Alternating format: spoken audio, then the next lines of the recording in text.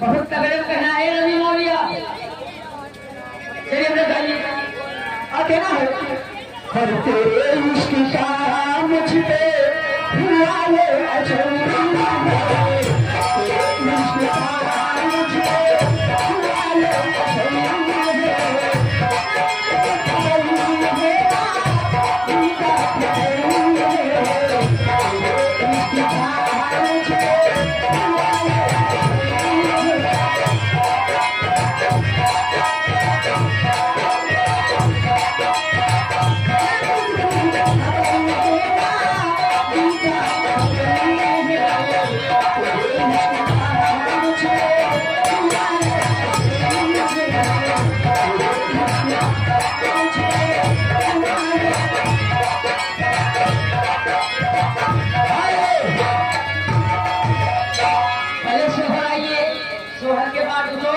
धर्मानी का कहना है कि 10 रुपये इनाम किसी का बोला नहीं जाए।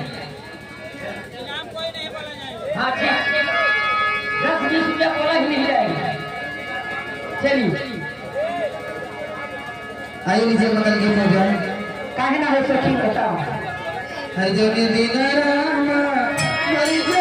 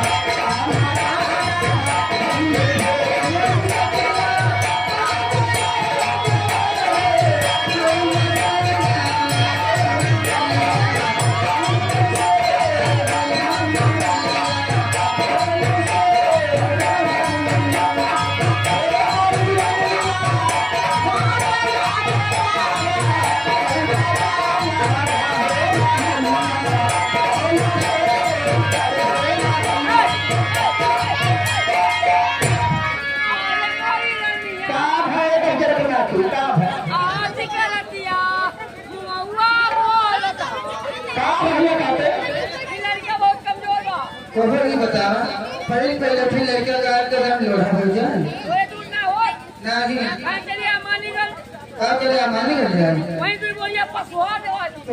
गलती है करो बोल भैंसोई ना पिया तो पिया होगा कैसे हो